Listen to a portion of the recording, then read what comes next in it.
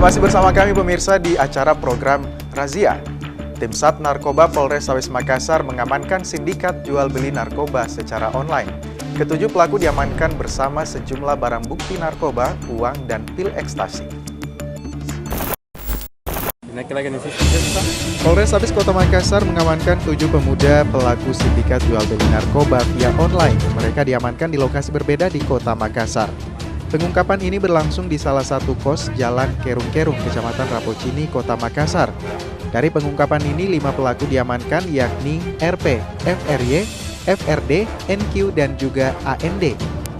Barang bukti yang disita dari TKP pertama yakni sabu seberat 109,72 gram, ganja kurang lebih 2.000 gram, dan juga uang tunai 7 juta rupiah. Sementara di TKP lainnya, polisi juga mengamankan 2 pemuda pengangguran yang menjual pil 130 butir ekstasi. Ketujuh pelaku ini menjajakan barang haram ini di Instagram dengan 3 nama akun berbeda.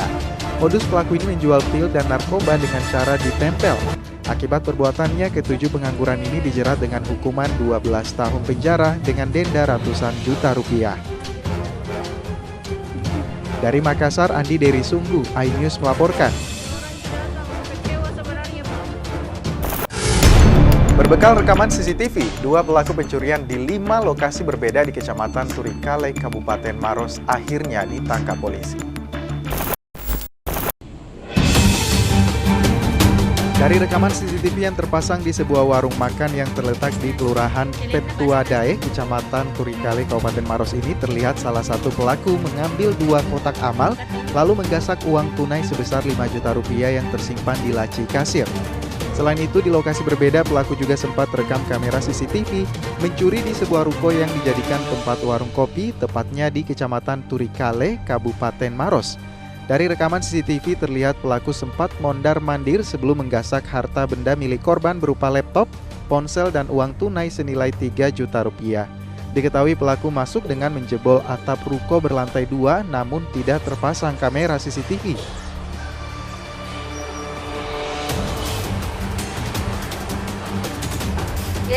Laptop, HP, ya. Uang 3 juta, buat listrik.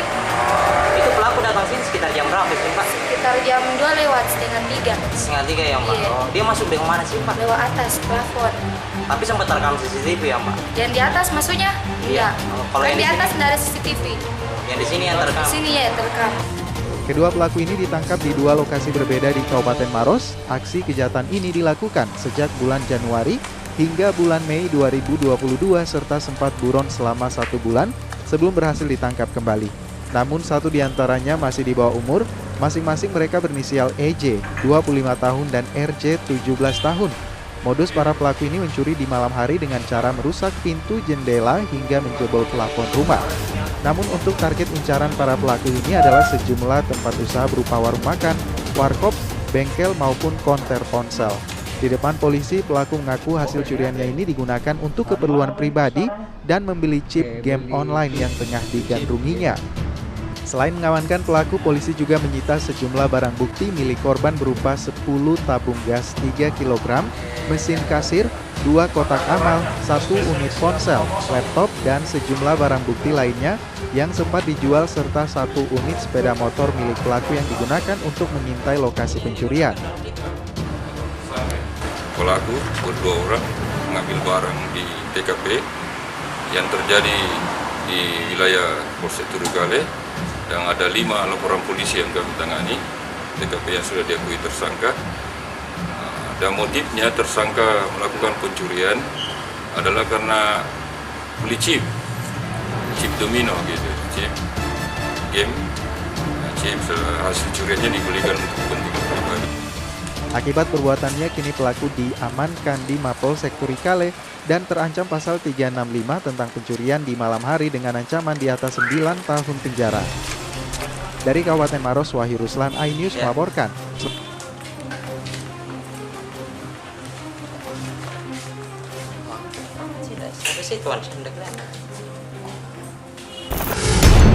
Masih di kecamatan yang sama, pemirsa, aksi pencurian dengan cara membobol tembok bangunan sebuah toko ponsel yang terjadi di Kecamatan Turikale, Kabupaten Maros, akhirnya ditangkap polisi. Pelaku yang berjumlah 2 orang ini merupakan spesialis pembobol rumah maupun toko di malam hari.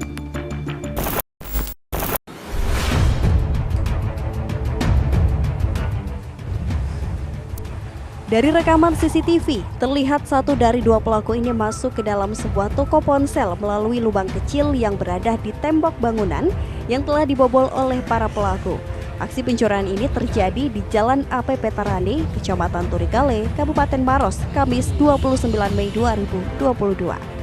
Pelaku yang mengenakan jaket dan masker kemudian menggasak satu persatu ponsel yang berada di dalam toko.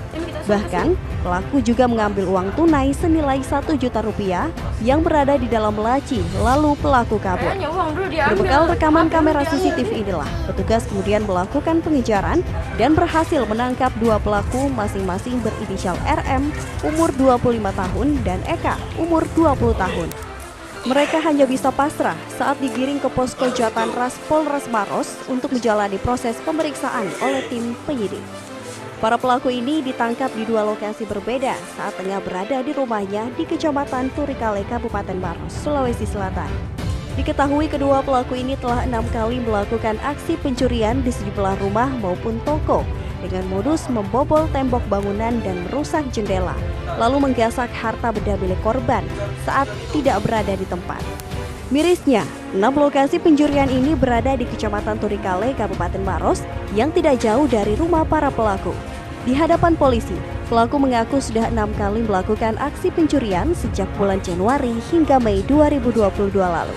Dan hasil curiannya itu pun mereka gunakan untuk keperluan pribadi dan berfoya-foya.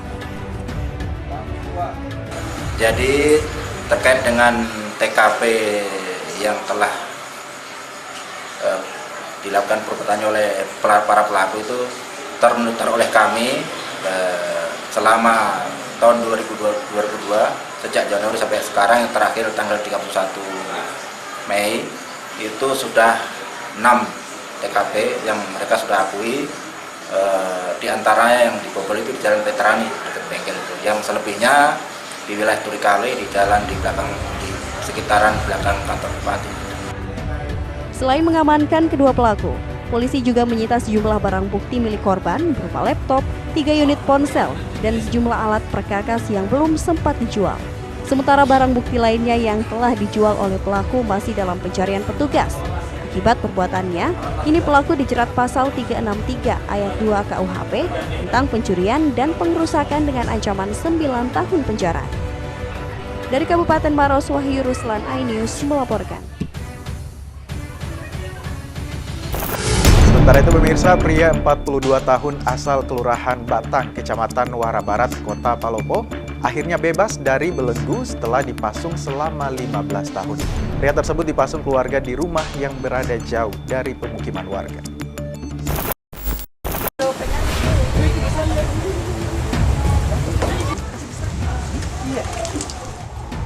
15 tahun sudah, Ahmad, seorang penderita ODGJ ini dipasung di sebuah rumah yang jauh dari pemukiman. Ahmad dipasung menggunakan kayu balok ukuran besar dalam kondisi kedua kaki terbelenggu. Ahmad terpaksa dipasung akibat gangguan kejiwaan yang kerap membuat warga resah. Ahmad mulai mengalami kelainan mental sejak 2022 lalu. Meski sempat menjalani perawatan di Rumah Sakit Dadi Makassar, namun karena kondisi ekonomi menjadi alasan keluarga memutuskan untuk memasang alat pasung di kedua kakinya. Karena kondisi kesehatan yang kian menurun, Ahmad akhirnya dibebaskan oleh Dinas Kesehatan Kota Palopo. Ahmad pun langsung dievakuasi ke Rumah Sakit Batara Guru Belopa. Pembebasan orang dalam gangguan jiwa merupakan upaya dalam memenuhi hak warga agar bisa hidup normal. Nah, upaya dari Dinas Kesehatan sendiri seperti apa, Pak?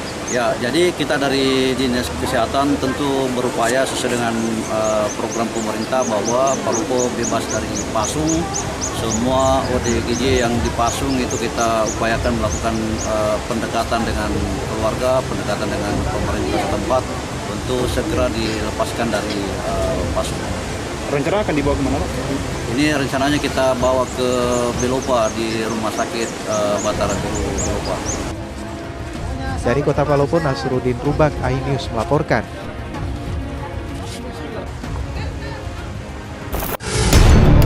Pemirsa, Satlantas Polrestabes Makassar menghancurkan sejumlah knalpot bising milik pengendara saat melintas di Jalan Andi Pangeran Petarani, Kota Makassar.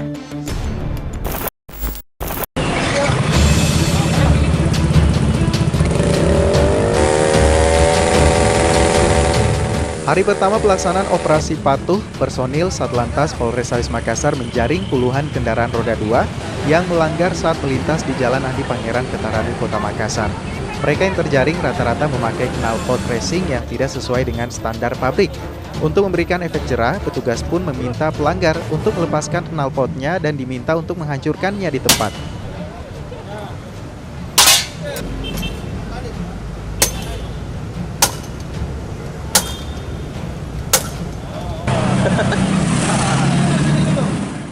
Selain penggunaan knalpot bising, sejumlah pelanggaran lainnya didominasi mulai dari berboncengan 3 dan tidak memakai helm. Selain didata, para pelaku pelanggaran lalu lintas ini diminta untuk membacakan aturan berlalu lintas dan imbauan yang nantinya di-share ke grup medsosnya masing-masing untuk mempermudah perluasan informasi ke masyarakat agar senantiasa taat pada aturan berlalu lintas.